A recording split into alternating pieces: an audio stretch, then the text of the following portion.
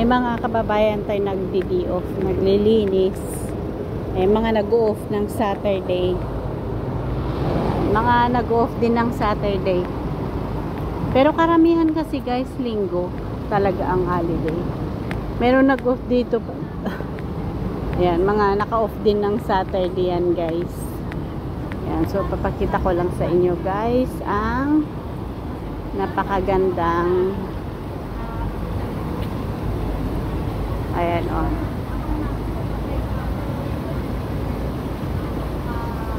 Ganda ng lugar. Ganda ng mga building. Guys, mga building.